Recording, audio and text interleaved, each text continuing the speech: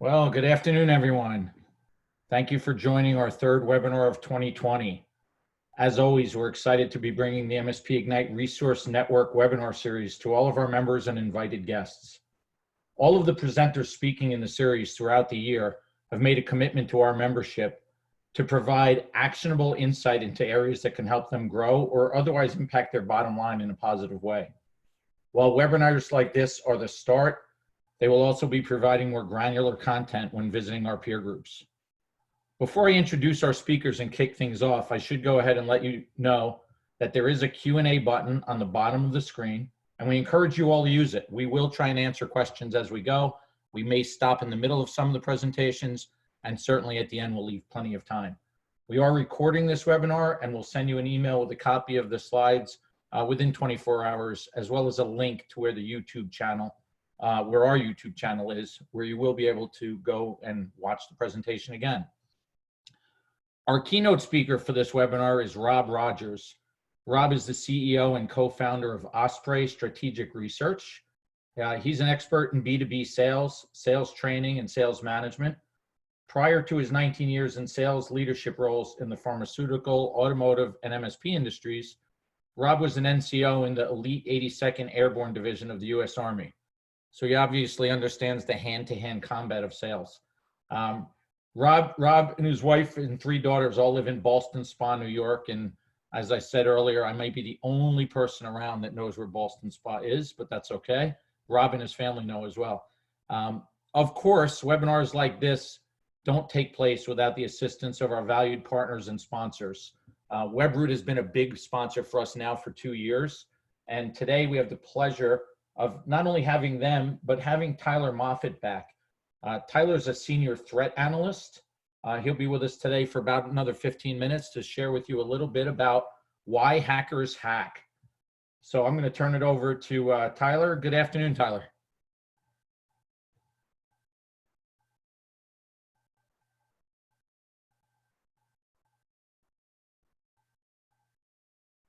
Tyler, you ready for us? Yeah, can you guys hear me okay? Oh, I was muted. Now I'm unmuted. Okay, cool. Well, hey everybody. I appreciate you joining my webinar, Why Hackers Hack the Profile. So I'm a senior threat research analyst, and I've been working with Webroot about 10 years now. We've done numerous webinars with MSP-Ignite, as mentioned previously. This one's a little different than what I normally get to talk about, so I'm glad I get to talk to you guys. It's a little brief, but what we're talking about is basically why hackers hack, the actual profiles, right? And so what I mean by that is the profile of a hacker, right? Typically black hats, white hats, gray hats, and then we're talking about a whole different subtype of hackers embedded in there, and what motivates all of them, right? Because when you sort of hear about hackers, you sort of just think of some hacker hoodie, or whatever the media portrays them as, wearing gloves or a hoodie while in front of a laptop or something like that, but they really do range. So let's start off with black hats, all right? So black hats really can be nation states, hacking organization, lone wolves, script kiddies, you name it, right? They're the pretty much traditional hacker everybody hears about.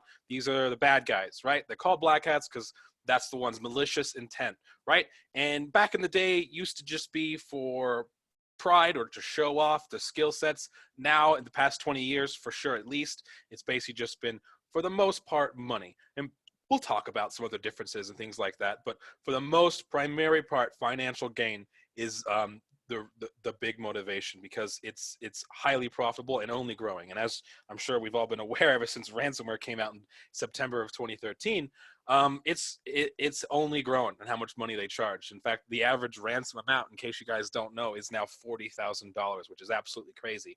That's because it's beyond just the whole accuracy with numbers and sending out as many possible spam emails and infecting whoever they would be, like grandma's computer or a big enterprise environment, and then charging a flat fee of $600.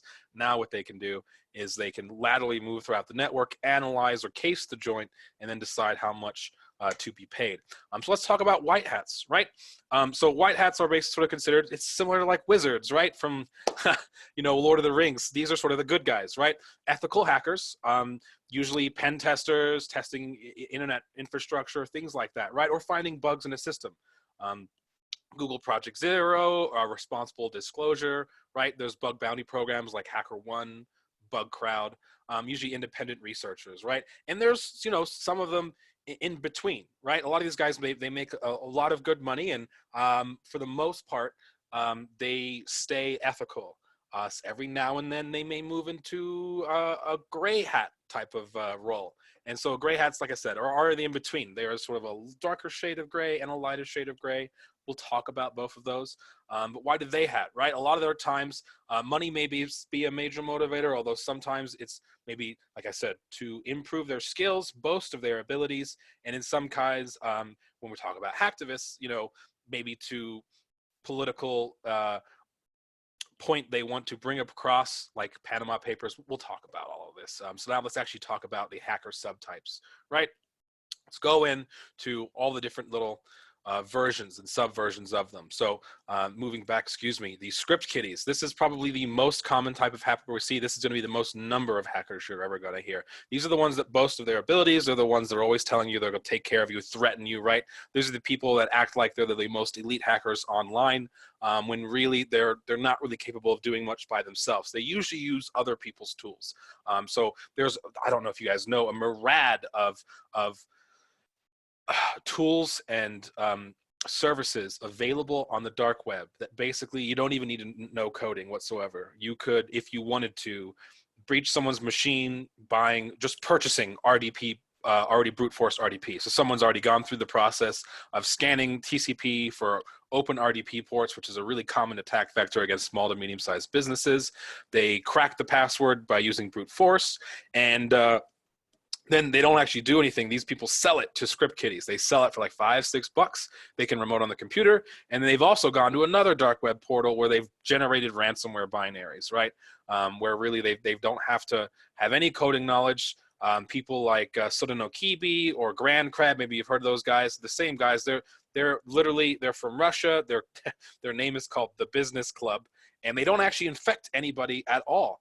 They just create really good ransomware payloads that they give out to script kiddies. They don't care who you are, how you infect, whether you do like some macro exploit in some email, like an emotet, or if you RDP breach someone, or if you have booby-trapped advertisements, malvertising, it doesn't really matter. Some of these guys don't care. They sell it to script kiddies. And what I mean by sell it is sometimes it's a fee that maybe they'll pay, $200 or so, but most of the time what we see it's a profit sharing.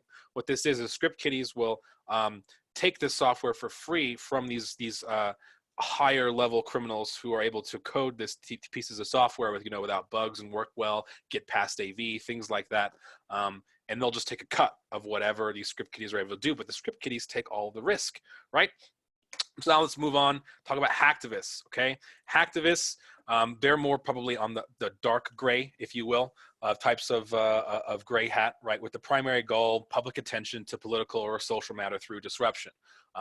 Pretty big, I mean, some of the big ones you've heard of: Anonymous, Hacking Team, Evil Corp, Lulzsec. A lot of these guys, like I said, they have, primary goals of political or social things they want to bring up. I think the big one we saw was when they DDoSed the CIA's website, effectively taking it down. Panama Papers, I'm sure everybody remembers the Panama Papers, right? Where it was basically a big giant dump of information of the world's elite doing illegal things, hiding money offshore, all that stuff, which nothing has really, happened because of it. But interesting nonetheless that we do have people out there that are using these methods to, bring attention to injustice in the world that they feel everybody needs to be aware of. And obviously the nation states don't like that when they do. Now let's talk about red hats. So red hats are a wider shade of gray. These are the guys that are like white hats in the sense their job is to stop black hats, right? But they won't. Here's the thing: if you are employing a pen tester, right? These guys themselves, they are not pen testers. What they will do, or they will do illegal things to the black hats, if that's what I'm trying to say. They are sort of vigilantes like Batman or whatever.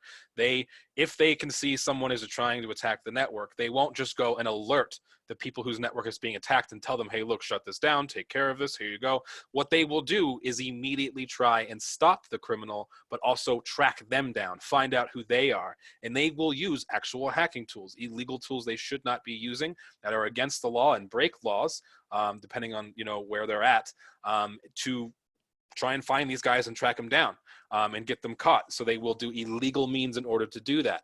Their fascination and focus and primary motivation is to catch the bad guys by any means necessary. So sort of the means justify the end for the red hats.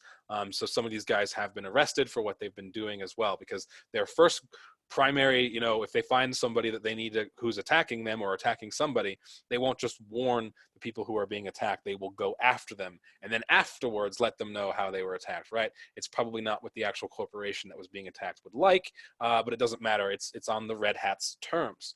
So now we talk about nation state hacking, okay? Nation state hackings, it's all about information. The big players, Russia, China, North Korea, Iran, USA, big three ones are definitely Russia, China, USA, right? Although North Korea is definitely pretty big for how small of a country they are and how small of a power they have. They're pretty involved as far as the nation state hacking. Their job is to, social espionage. All they want to do is they want to acquire classified information. It's all about as much information as possible, and they're learning it about their targets or possible enemies, right? It makes sense. If you want to know the cards in the hands of your opponent, and all the cards they can play, then you're at a severe advantage knowing what they can do and can't do, right?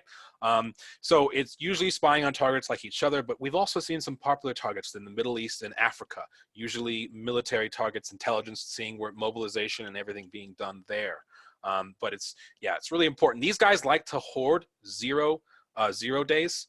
So if you guys remember the WannaCry Not Petya type of ransomware being spread laterally throughout the network like a worm, that was only possible because of nation state hackers. This was a USA type exploit that the USA had been using for years before it was discovered, because a USA nation state hacker in the CIA was hacked by a hacking team.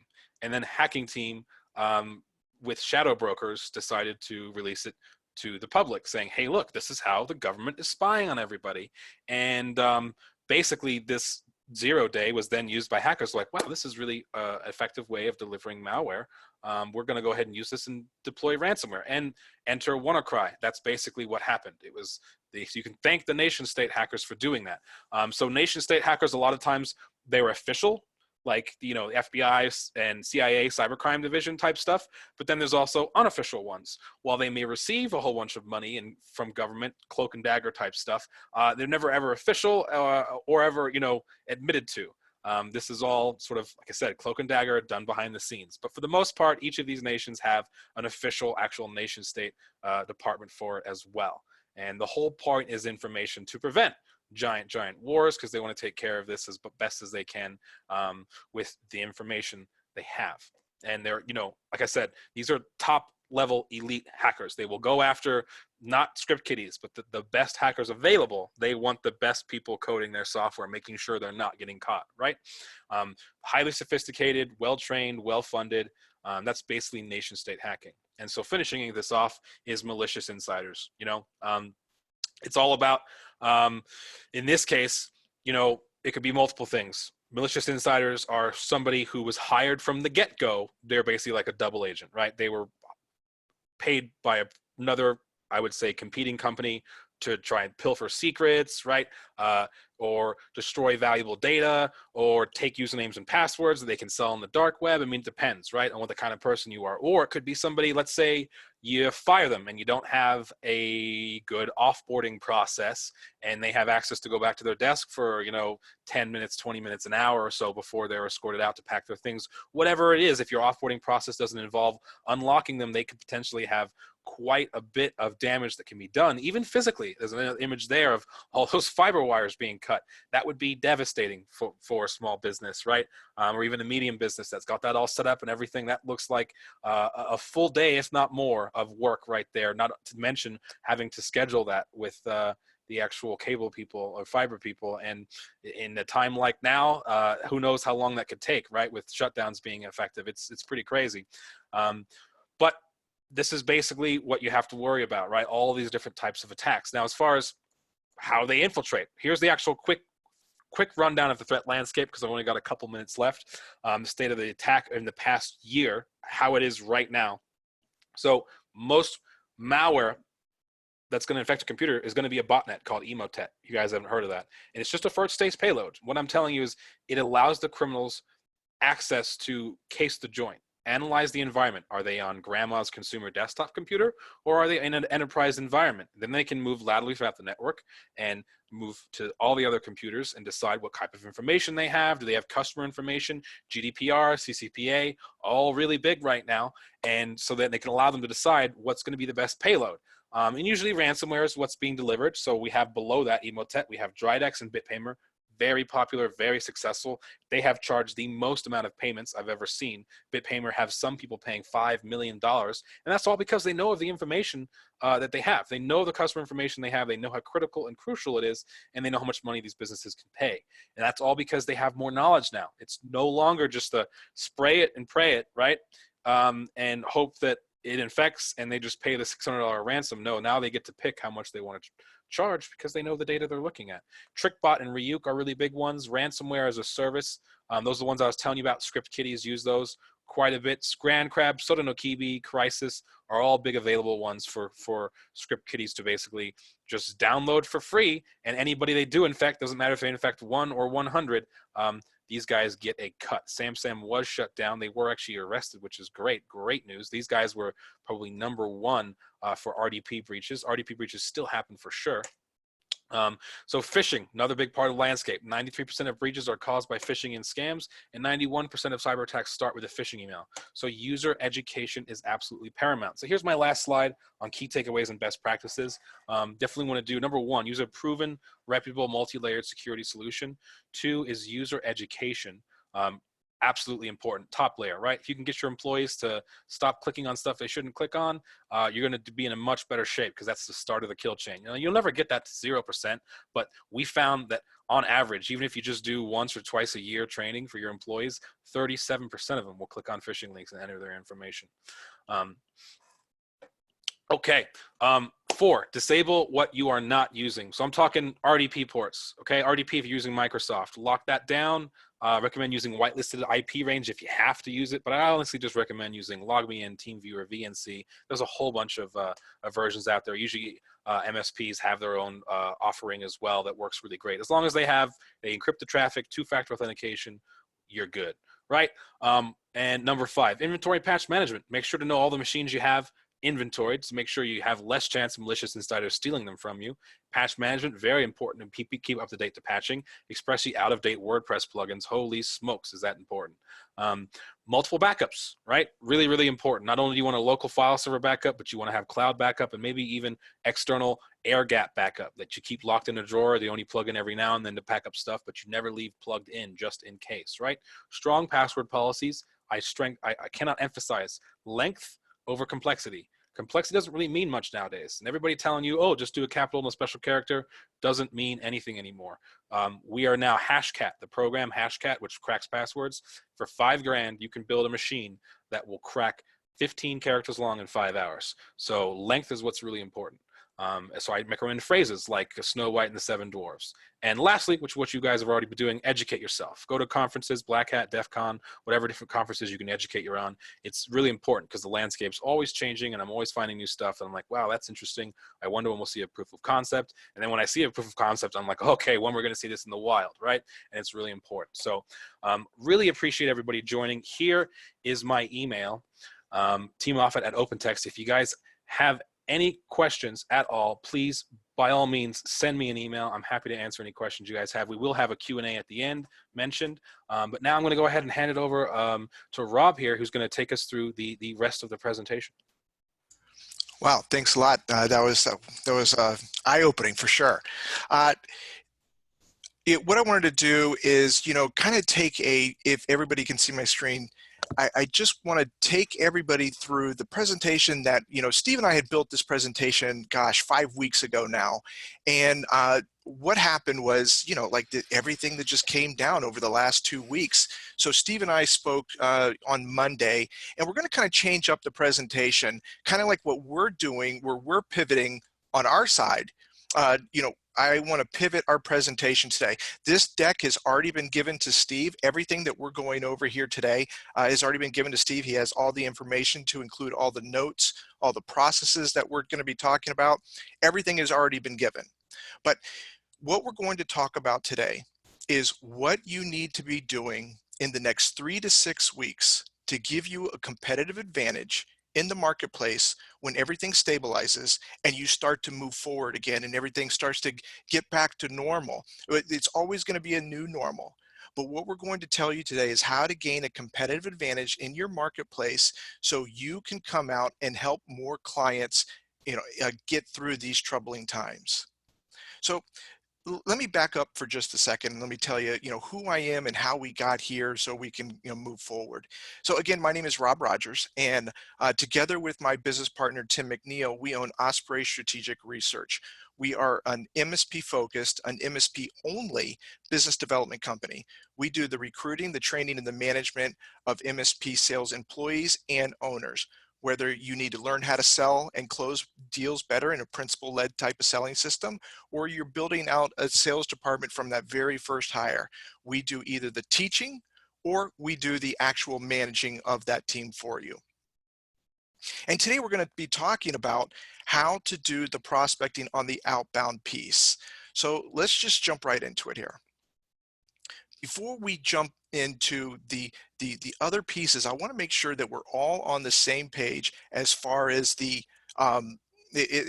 building blocks, right? So when you have a sales rep, whether you have a sales rep or you're doing the sales yourself as the owner, the sales funnel that everybody's typically using is this 4-stage process. Now, you may have a couple more pieces in the discovery side, you may have more pieces in the technical side, but these are the 4 main pieces. You're getting leads that are coming in from either the outbound side or the inbound side. The inbound side is people knocking on your door, your referrals from your clients, your contact us forms filled out, just people coming to you. And those are the golden leads from Glengarry, Glenn Ross. Those are the good ones. Those are the ones that they close within 2 to 3 months. If a sales rep's closing it, he'll close between 50 and 75%. If an owner's closing it, he'll close between 75% and 90%. These are the great leads, but there's just not that many of them. So that's the inbound side. On the outbound side, you just don't close that many of them. It's a very tough market right now. And you can close anywhere from 0, a sales rep can be goose egged, all the way up to about 33% close rate for your top 1% sales rep. For your owners, your owner in a principal-led selling system, they can close that amount. So in this funnel, what we're going to do is we're going to talk about what a full-time sales rep should be doing, and then what you need to do if you're going to be doing it yourself. So a rep needs to bring in 8 prospecting deals per month. Now, whether you're using an outside lead gen company or whatever you're doing, if you want to close 1 deal per month, you need about 8 discovery appointments to get you there. So if you don't have full-time capacity, which none of us do, then you would just, if you only have 50% time, then you're only going to be able to close a half a deal a month. If you only have 25% of the time to invest, you're only going to be able to do 25%.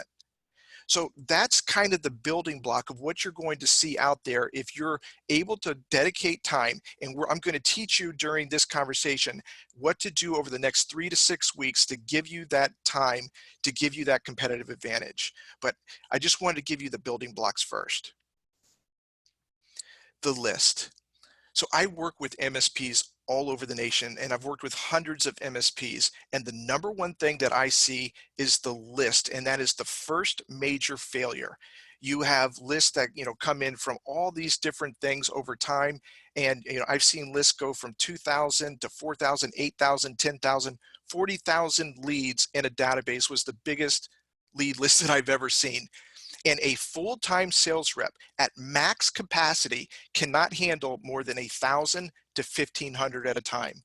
So I'm not telling you to dump all those others. I'm just telling you that the worksheet that you need to be working from can only be a max of 1,000 to 1,500. That is your general list that a rep can work on. However, if you're the owner, you don't mess with that either. You take your subdivision out of that and you take in just your 250 most ideal clients. Your rep is going to separate this and you're going to separate this. Because if you're a principal-led selling system, then you can only handle these 250 ideal clients. And the reason you split this list is because there is going to be an increase in marketing dollars spent per quarter at a minimum of $5 per your 250. And I'll tell you, like some of the ways that you can do that. So for example, the one that we just did in the Q1, this was a leap year. So for our 250s, we sent out a snail mail card. We had everybody, there was just like a cute little picture on the front of a dog leaping or some type of animal leaping. And every client had their own spin on it on the inside. But, just one of them that I can think of is there's $50 billion generated every leap day. And I hope some of this leaps towards your bottom line, your friends over at ABC Company. And that little $3.50 card will get you above the white noise that is going on in the market. And that will be a touch that they will always remember, and you won't close a deal on it, but you will get way above that trust wall, right? The hardest part to get past in prospecting is getting over that trust wall. So that is what you're going to be able to do with this. Another example is your Hartford Business Journal. So everybody has a business journal in their area. In Denver, they have the Denver Business Journal. Hartford was the Hartford Business Journal. And you look at this business journal, and it's digital and in print. And once every week, every 2 weeks, every month, they have a list in there of the top X vertical. So the top healthcares in their area, the top insurance companies, the top this, and you look at that list and you look to see if your top 250, anybody in your ideal 250 is on there, and you just send them out a snail mail congratulations card. And you say, hey, congratulations for making number 7 on the Hartford Business Journal list this year, your friends over at ABC Company. And that will change, just a simple way for you not to invest. You didn't waste a lot of time. You were able to get in there and make a touch point that is worth so many calls, because it brings you above the white noise. Nobody is doing something like that, and it'll be a way, especially now when nobody wants to be sold to, but you still need to have some touches. That will be a way that you can increase value for your prospects. One thing before we move on to the next slide, if you do go to one of these Sales Genies, and I'm not married to any of them, Sales Genies, Dun & Bradstreet, Hoovers, Blue Mountain, they're all the same. We like Sales Genie. They're the best of the bads for us. They have the, kind of the lowest price point with the highest accuracy. They have about 80% accuracy for us. And that just means that when you call what you think is a doctor's office, it's not a pizza place. So, because they're all self-reported. When you're building your list out of one of these companies, if your minimum is 10 users or 10 employees, don't use 10. Change your filter and make it 12. I don't know why, but whenever somebody has a CEO buff and they have a six-person company, they don't say that they have 9 or 11. They always say they have 10. So just add 2 and make it 12. If you have 15 as your minimum, make it 17. And you'll carve away some of those people that just aren't a fit for your business model in there, and it'll make it easier for your 250 list to be an actual good 250 list. The last thing that I kind of want to talk about here before we pivot into how to sell in this market right now is your queue management. And this is the real reason why people can't handle too many leads, is you have to have a call cadence, a call rhythm that goes every 2 weeks, 4 weeks, something like that. And it really depends. And this is one of the slides that Steve has that has all of our processes that we've built over the last 12 years doing this. It's in this presentation, and he has this for you, so he can give this to you. But you as an owner that can only afford to work with a list of your 250 most ideal clients, and your most ideal clients aren't just the vertical that you want and the the 25 devices to 75 devices and the area of your market that you're working with, but it's also, you have to include in that the verticals that you have the most traction in. So if you have really good references in law, don't start your 250 list in high-tech manufacturing. Start it with law. If you have good references in healthcare, you start it with there as well. You want to prioritize your list with where if you go in, you can get over that trust wall quicker, and you can develop a better relationship faster. So it's not just your ideal and your wish list on your side, but it's also the low-hanging fruit as it relates to the references that you can provide people to where they can recognize who they are. And the recognition doesn't have to be the biggest law firm in the territory. It could be a business that is on the street and has a really big sign, and everybody knows that sign that they're driving by. If you have that business as a client, that could be one of your verticals that you can chase after, because everybody will recognize it and it'll put you on the same side as the table as the prospect, and it'll give you something to identify with. So the queue management has a lot of pieces to it, but there's two main pieces that you need to know when you're making your calls, because if you spend the next 3 to 6 weeks just investing 15 minutes a day, that's it, just 15 minutes a day, you can get through your entire 250 lists by the end of the month, because you just need to make about 12 calls a day with 15 minutes of time, and you will have your own 250 list, and you will have your own conversation with people, and we'll talk about the type of leads that you can build from that and the conversation that you can build. But when you're talking to these people, you want to focus on when you're talking to them, you want to focus on empathy right now, and you want to focus on just making sure that they are okay. There's no selling going on right now. You want to just make sure that they're okay, because here's what's going on in the market that we're seeing. And we're seeing level 1 tickets are going through the roof right now. The highest that I've seen is a 300% increase in level 1 tickets that people are trying to handle. So what that means is, with those increased tickets, the risk is that one of the 3 things are going to happen. And all 3 of these things are the reason that there's churn in the industry. Responsiveness goes down, communication goes down, or there's a billing issue. Those are the 3 reasons that churn happens. And with this dramatic increase in level 1 tickets, as everybody's trying to move their workforce to their homes, those are the 2 things that are going to happen. So those are the pieces that you're going to be talking to if somebody gives you the opportunity. So when you call up and you said, hey, I know everything's crazy right now, I just want to make sure that you guys are okay. And if you are, that's great. But if you need some extra help, we are here to help as well. And then you're just gathering business intelligence.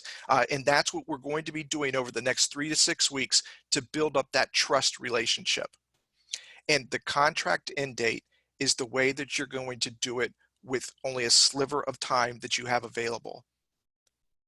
So when I was in the MSP industry way back in 2008 and 2009, we brought this into the company that we were at there.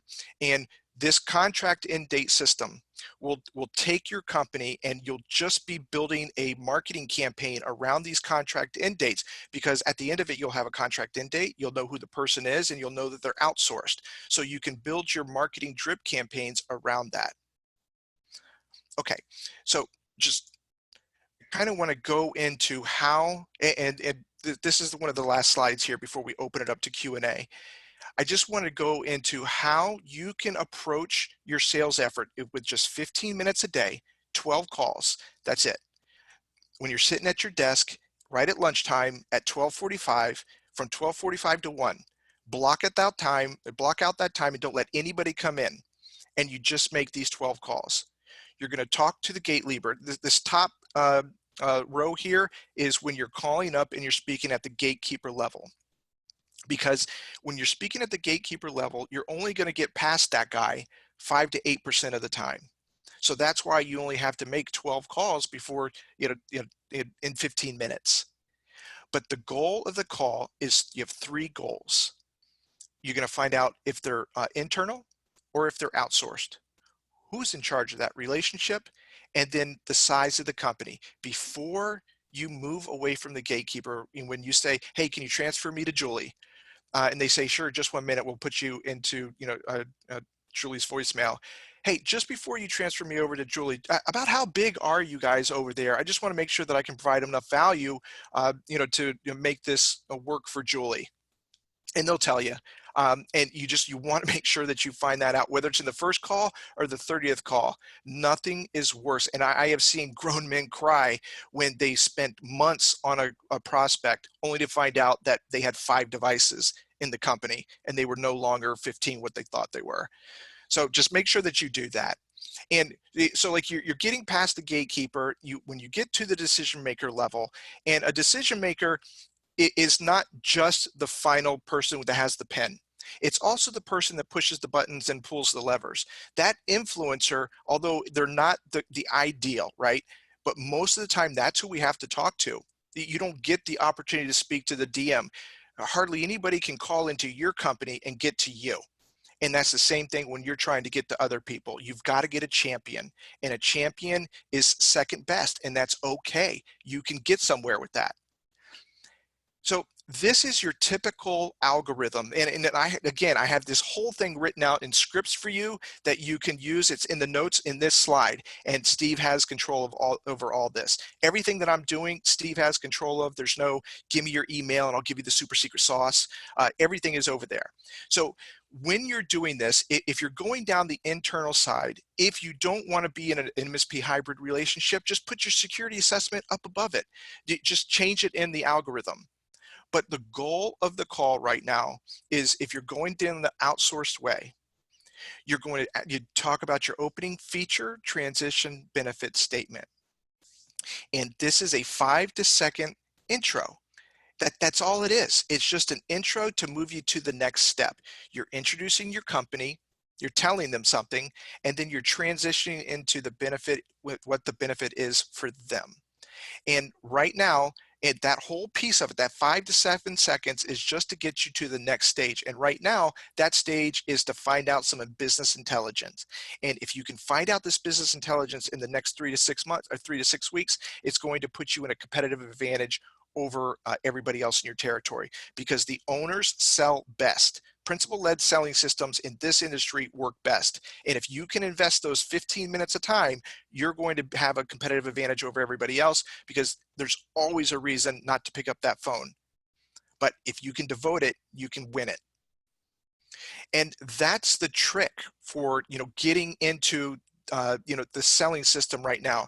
You're going to do your 5 to 7 seconds intro, and I've got this in the script. And your next goal is to talk to them with empathy, see if they have any needs or if they're okay. And if they say anything about responsiveness issues or communication issues, you want to talk about that. Then you want to ask them if now's the time, and I totally understand if now's not the right time. And what they're going to say is, nope, now's not the right time, it's a catastrophe over here. Then you're going to say, great, why don't we talk in about 3 to 6 weeks, and then we can put something on the books then. Don't try and book them into appointments right now. It's just going to set you up for failure. But what you're going to do is, you're going to say in your notes, this person wanted to call in 3 to 6 weeks. You call them back in 3, and you reference the notes that, hey, you wanted me to call back in 3 weeks. I just want to see, is everything okay over there? Again, you start with the empathy, and then you go into, look, you asked me to call you back. Is now okay, or do you want to push it forward a little bit? Usually I am 100% against passive selling, but right now, passive selling is going to get you further in the relationship than the assumptive types of closes. And when you get to the stage where they say, yeah, I want to have a conversation, you want to find out their contract end date. The contract end date is going to change everything for you, because even if they talk to you right now, and I encourage you to talk to them even if their contract end date's far away, you talk to them, you find out that contract end date, and then you put them into a marketing drip campaign that gives them a kind of a countdown to when their contract end date comes up. And the rhythm for the countdown is 9 months, 6 months, 4 months, 2 months, 1 month. So again, 9, 6, 4, 2, 1. And that's how you do the countdown, and you build up your marketing campaign towards that. So I hope this helped everybody, and I hope that it gave you guys some understanding of how you can talk with empathy to people in this next 3 to 6 weeks. There's no selling going on right now, and there's no bulldozing. You can't go in there with any type of aggressiveness. So if your sales guys are doing any of that, you need to pull them back a little bit. I have given different CED scripts that we have. I have in hidden slides here, I have CED scripts, and I have different hidden slides and notes of everything that we do in this capacity for you. So I kind of wanted to open it up to everybody and see if there was any additional questions that people had that we could, maybe talk through and figure out how some of my clients are, doing this and moving into an empathy and business intelligence gathering system or whatever you guys would like to chat about. So I'll go ahead with a couple of questions there, Rob. But folks, there's a Q&A button at the bottom of the screen. Feel free to click on that and post any questions, and Rob and I together will answer. We hope you understand that we are not taking you deeper into the sales process right now because we feel it's a mistake to be talking about going any deeper right now in the sales process. And we will bring Rob back to do another presentation and go deeper. But as he said a few times, we're going to share all the notes and the slide deck. As long as you registered along with your email address, you'll get those. If you tried to give us a different email address that you never look at, you may want to give us the real one so we can share this with you. We'll leave you alone if you just tell us to. It's okay with us. But Rob, it's interesting. I'm making notes as you're talking, and our sales backgrounds are similar in that we've both been doing it a long time and both been trained in it a long time. Yep. Of course, I don't have the same discipline you have because I was never in the airborne or anything like that. So, even as an owner, making those 250 calls a month or tracking the 250 people a month was always difficult. It's interesting that when I was watching you talk about the funnel and making notes, I said, I've always been trained to separate pipeline from funnel. And obviously we all can go out and buy lists, which many of us do. But I believe, and you and I spoke about this a bit on Monday, that we should always be working on filling our pipeline, or someone on our team should, or some methodology should be working on filling our pipeline in other ways than just buying lists, so that we can keep getting names that maybe flow through to the funnel quicker. And I think that's what you're focused on right now is, hey, this is all about building your pipeline right now, nothing more than that. Yep. Does that sound right? It is. It is about building the pipeline, and it's about building the pipeline with the lowest hanging fruit that you can get.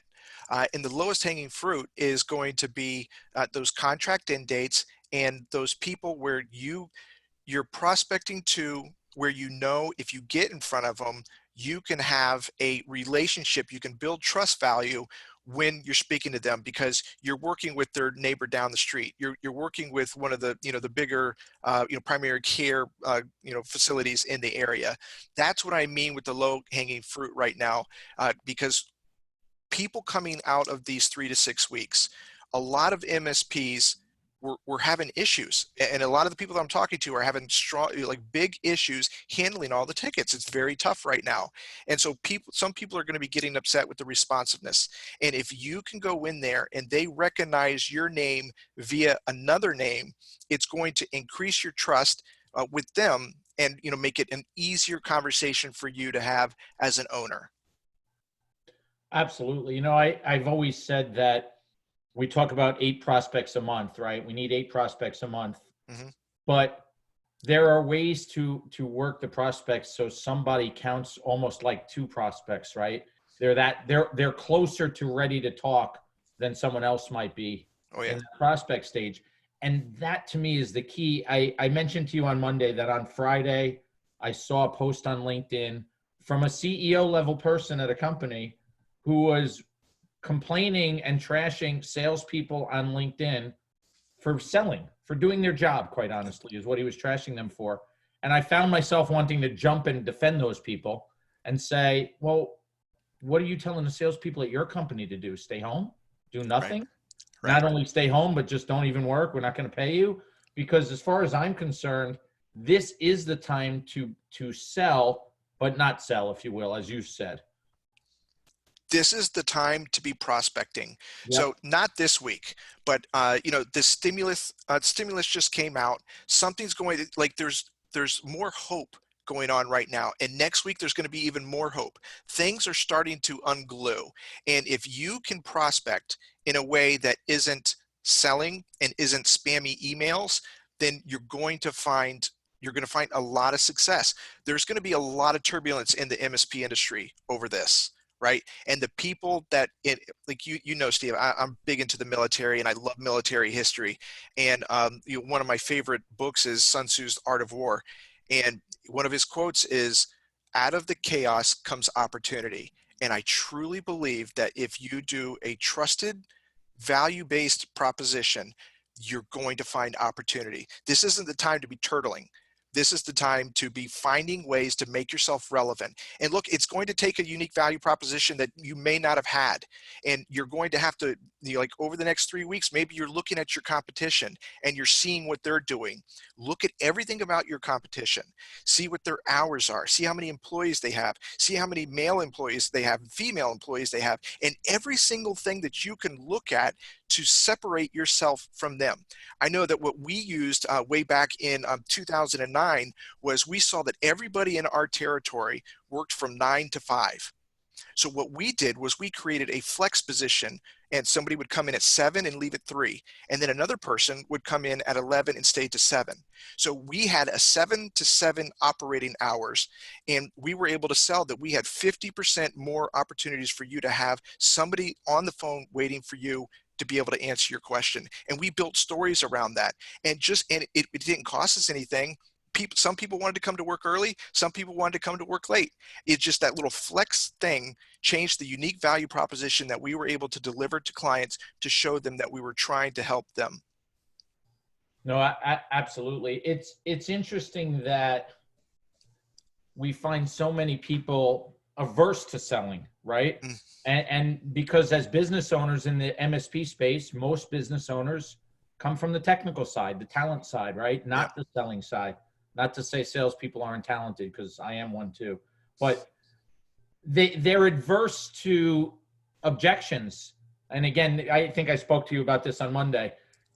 An MSP owner, when you ask them to let's say go forth with a new contract offering to their clients, they call the first client, the client asks one question, and they come back and say, not going to do this, I'm getting way too much pushback. Right. But it was one question. As salespeople, you and I go, man, give me 1,000 questions, because every question is getting me closer to a close, right? Right. I'm going to have someone open and ready to go. And some of it's just mindset. And I think when we have some of our smaller companies out there where the owner is the only salesperson, there is nobody else, we have to remind ourselves that they have to put themselves into sales mode. In other words, not just go, oh yeah, I got to squeeze in that 15 minutes and start it right after a bad call with a client or a bad meeting with an employee or something like that, and put themselves into that mindset. How do we help them, put the smile on before they make the call, so to speak? The way that I tell, my owners and my reps is I say it like this. Every time you make a call, you're one step closer to closing a deal. So that call is worth money. So what I tell people is, look, if you have to make 250 calls before you close a deal, then I would take the deal and I would divide it by that 250, and I would say, okay, I'm going to go make this call, and it's going to be worth $20 to me. And that was how we were able to do it, number one. Number two, the way we do it is we hold them accountable. So like in the peer group, like in your peer group, when everybody meets, they should have to say, look, I made my 250 this month, and just kind of make a, kind of a accountability sheet for it. The follow-up is where the sales happen, not in the first call. It would be great if we could make one call closes. That would be fantastic. It never happens. It always happens on the follow-up. So somebody's following up with your client about that product, and it's either you or somebody else. Be the person that follows up, and you'll be the person that eventually closes it. And it's pretty much as simple as that. Goes back to that repetition and patience piece that you talked about earlier, right? Yep. It's also setting the stage for getting clients or prospects to understand this is the type of company I'd like to be working with. So whoever's doing the telemarketing early, if they really are professional and not trying to push an appointment down someone's throat, but simply, especially now, simply calling and saying, hey, we're just calling out there to make sure that as many companies in our area are just doing okay. How are you guys doing? Yeah. and just gather a little bit of information and get a little bit of a foothold, and even ask the question, would you mind if I check back with you in 3 weeks just to see how you're doing? Right? And start that process that they're going to hear from you again, that you've made a big jump in pushing someone closer to ready to talk to you. Because I think the biggest mistake most people make is they start talking to people before they are ready to be spoken to. Yep.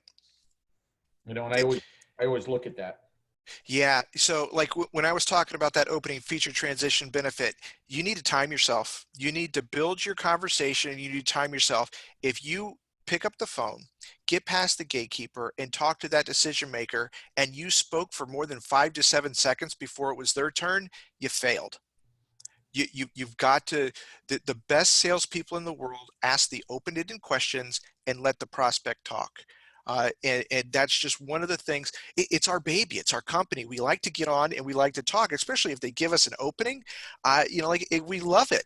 But the discipline that you need to have in that first couple of seconds is just to let them unload their frustrations. And right now, there's a lot. There's a lot of conversations going on right now because of frustrations, and it has nothing to do with an appointment. It has to do with, we're trying to get this Teams thing to work, and Julie at home can't get it to work right.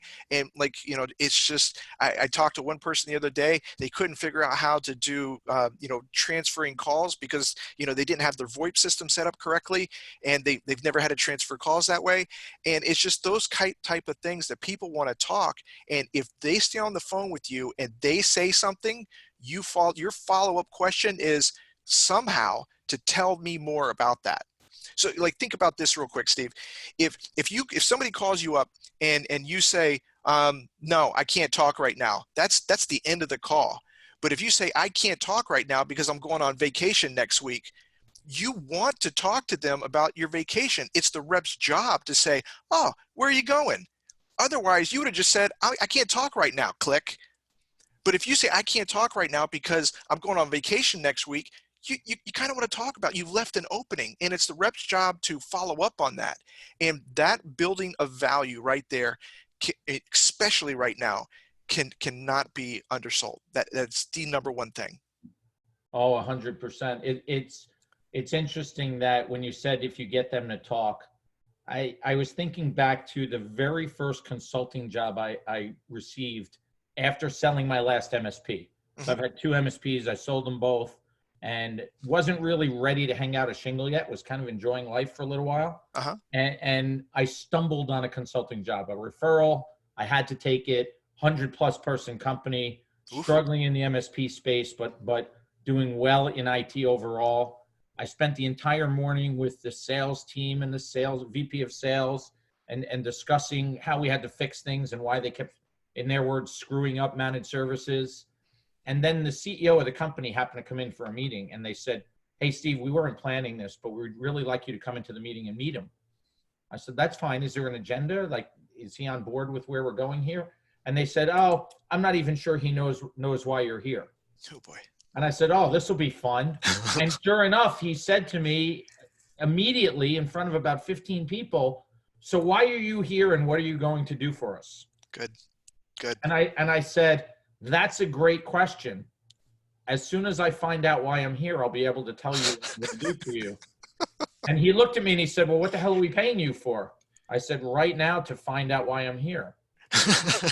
And we kept going in circles, and the guy was getting frustrated, by the way, with it. Yeah. And I left the room and they finished their meeting, and the VP of sales came over to me and he goes, that was great.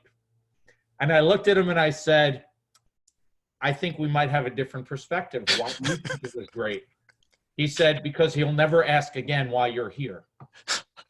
And I said, so what you're saying is we just need to go around him on things and not really involve him with very much. He said, exactly. And the guy got it. He said, he grew this company doing something different than what we're trying to have it do today. And he will just keep derailing us. Now, most people would say you want to be in front of the CEO. This was a case when actually we didn't. Yep. But I didn't know that until I just kept pushing it back to him and saying, no, you talk. I don't want to talk. You talk. Right. It's okay. Right. As far as we go there. someone's posting something about it. I think it's more of a comment than a question. I asked the gatekeeper who is the best contact to speak with about their IT infrastructure needs. And most of the time I'm being sent to an IT department who really doesn't want to let an MSP in the door, as they know we can take their job. So I'm going to let you go first, but he's asking, do you have a better suggestion on who to ask for? Yeah, so when you talk to that gatekeeper, you don't say that. You say, I was wondering if you could help me out real quick. Do you guys have an internal IT department, or do you outsource that relationship? And then you say, who's in charge of that relationship?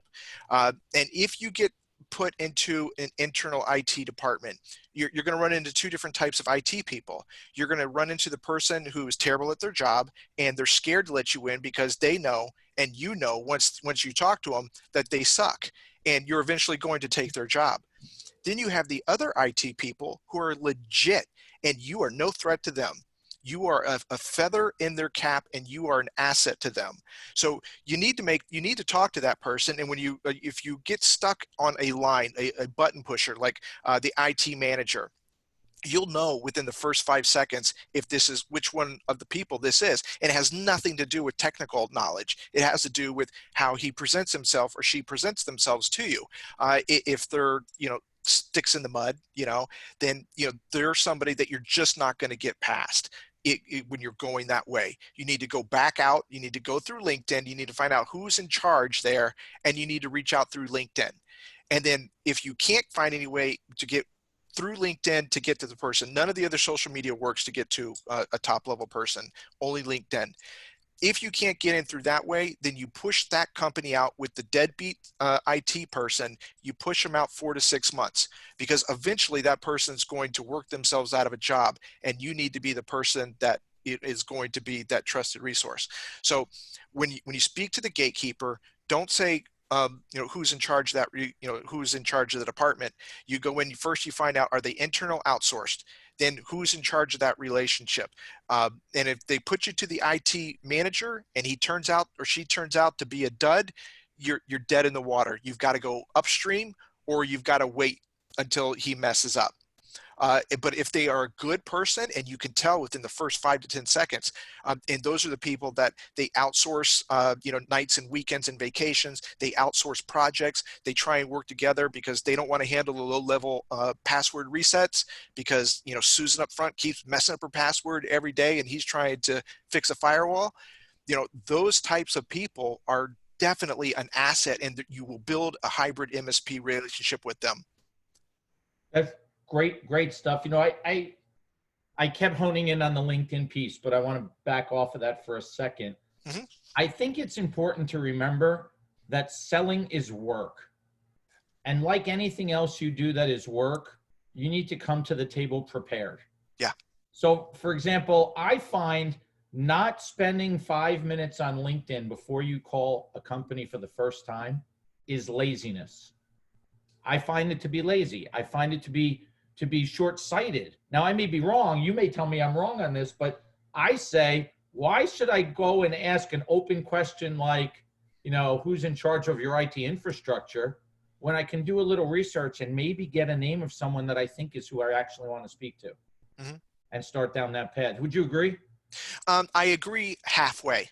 So okay. If you're calling as an owner, then yeah, you do research beforehand. But if you're calling as a rep, their job is to make 100 calls a day. If they don't have anything else going on, and the first touch, they can find out more information by talking to that gatekeeper than they can talking.